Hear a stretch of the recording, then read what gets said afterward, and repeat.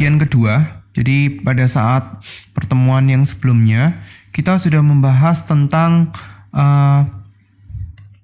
perambatan bunyi. Kita sudah membahas tentang pemantulan bunyi. Perambatan bunyi sudah, pemantulan bunyi sudah, hukum Mersenne sudah. Nah, sekarang kita membahas tentang nada.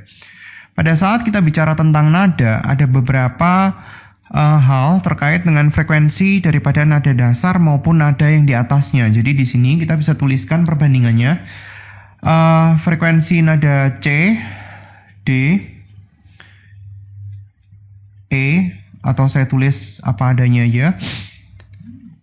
C, D, E, F, G, A, B, terus kemudian C aksen.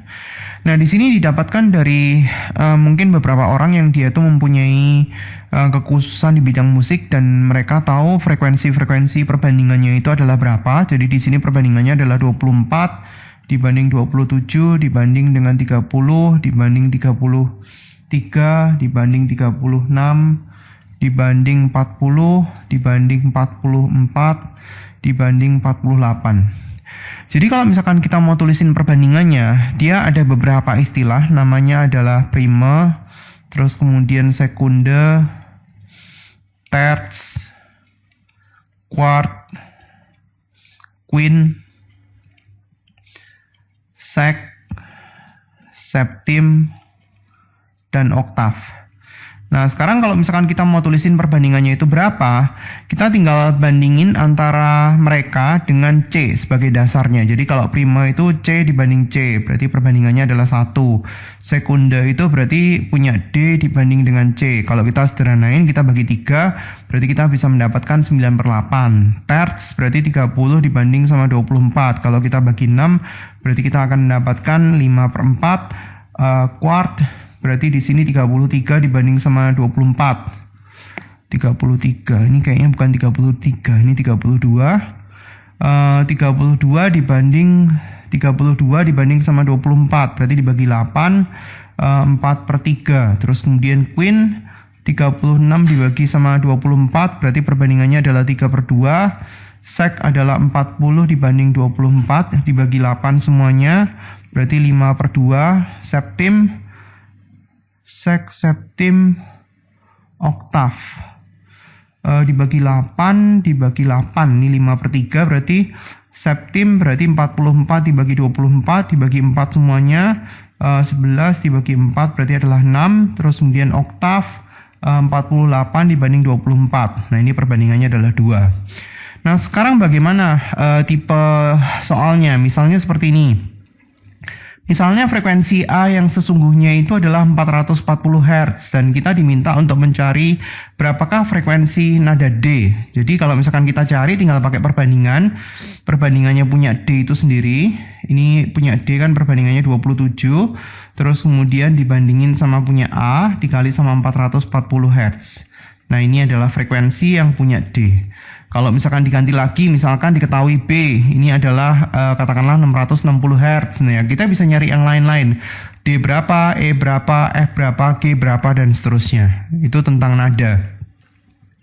Kemudian kita masuk ke bagian kedua, yaitu adalah tentang resonansi. Resonansi ini adalah ikut bergetarnya suatu benda karena benda yang lain bergetar. Jadi kalau misalkan katakanlah kita ambil beberapa contoh, misalnya di sini kita punya suatu benda yang digantungin dengan panjang tali tertentu. Katakanlah kita bikin ini panjang talinya adalah 20 cm, ini 40 cm, terus kemudian kita bikin yang satunya lagi 60 cm, terus kemudian bikin di sebelahnya lagi. Misalnya di sini kita bikin 40, di sini kita bikin 60, terus kemudian di sini kita bikin 20, terus kemudian kita bikin 20, di sini mungkin kita bikin 60 lagi. Nah, kalau yang katakanlah yang 60 ini kita getarkan, di sini kita getarkan, maka yang ini sama ini akan ikut bergetar, padahal dia nggak berhubungan langsung. Maksudnya tali ini dan tali ini nggak berhubungan langsung, tetapi karena suatu peristiwa tertentu benda yang lain bergetar, jadi maksudnya yang ini tuh bergetar duluan, nah ini akan ikut bergetar, sementara yang tali yang lain nggak. Itu resonansi. Salah satu manfaat daripada resonansi ini adalah kita bisa mencari berapakah panjang gelombang yang ada saat itu. Misalkan kita mau cari tahu cepat rambat bunyi di udara pada saat itu. Nah, kita bisa mencari dengan bantuan garpu tala. Garpu tala ini beli ya. Biasanya dia bentuknya kayak gini. Kalau garpu talanya bentuknya kayak huruf U. Nah, garpu tala ini tuh dia bisa digetarin dan ini ada frekuensinya biasanya. Jadi di sini kita beli garpu tala dengan frekuensi berapa? Misalnya kita beli dengan frekuensi 360. Nah, garpu tala ini kalau misalkan dia itu ditaruh di satu kolom udara tertentu, terus kemudian garpu talanya itu digetarkan di sini, di mulut daripada kolom udara, maka ada titik-titik tertentu di mana kolom udaranya itu ikut bergetar. Jadi yang paling dekat itu adalah di mulut daripada kolom udara. Nah, ini jauhnya adalah, katakanlah ini adalah L1, itu adalah 1/4 lambda. Terus kemudian untuk posisi berikutnya itu kelipatan ganjil daripada 1/4 lambda. Jadi ini untuk yang kedua itu adalah 3/4 lambda. Terus kemudian ada yang ketiga dari sini ke sini itu adalah 5/4 lambda dan seterusnya. 5/4 lambda. Jadi kalau misalkan kita tulisin, dia ada polanya. L1 kan nilainya adalah 1/4 lambda. L2 nilainya adalah 3/4 lambda. Terus kemudian L3 nilainya adalah 5/4 lambda. Jadi kalau misalkan kita tulis L ke N, ini kan pola daripada bilangan ganjil. Berarti kita bisa tulis 2 kali N dikurangi sama 1 dibagi sama 4 lambda.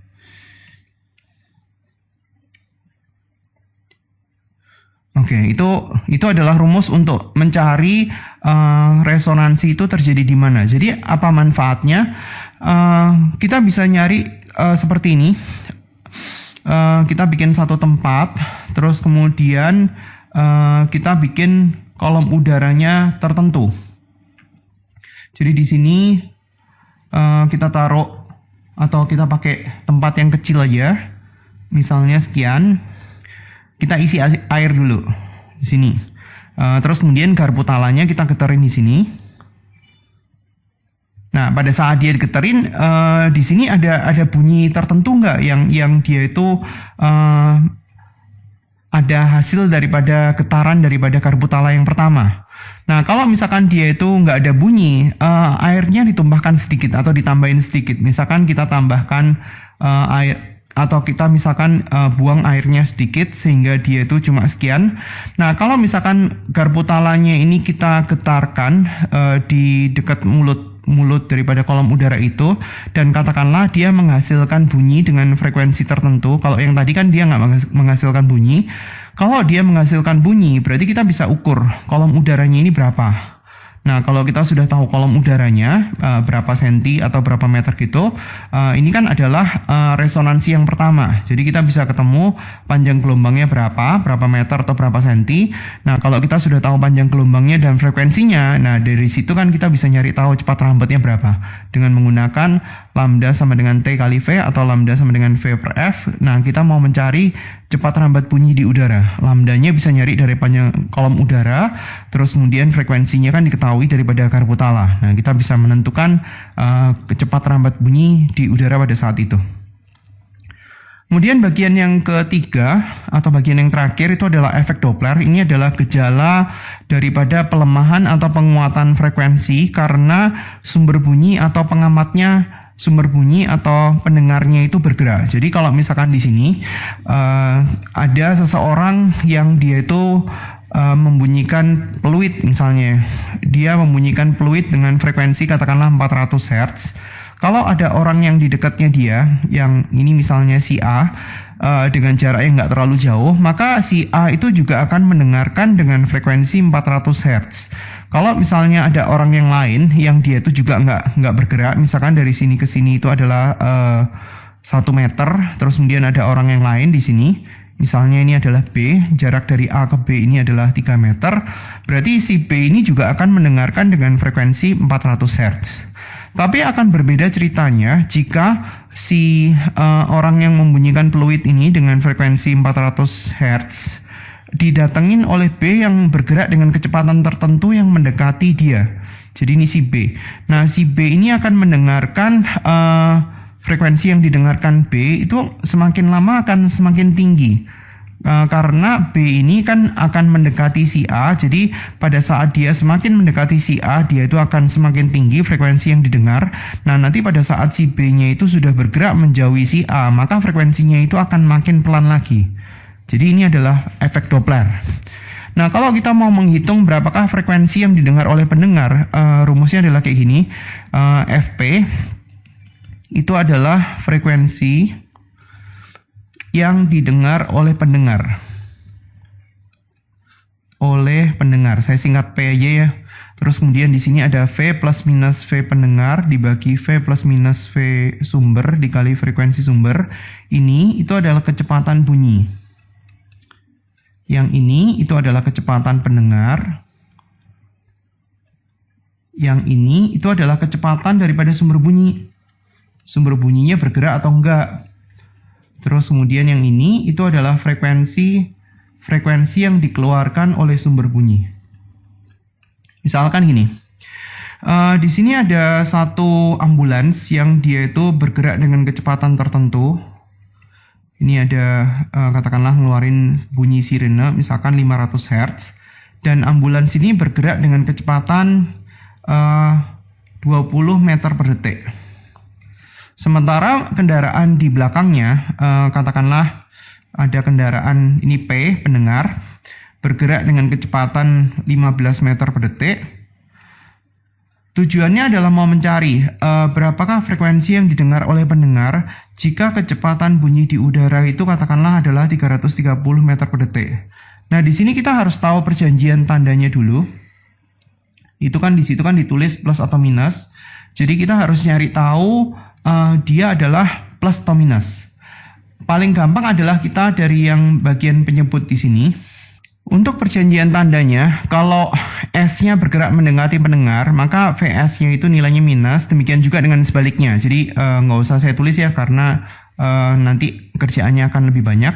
Nah, dengan patokan satu ini aja kita bisa nyari yang lain. Jadi kalau S menjauhi berarti VS-nya positif ya.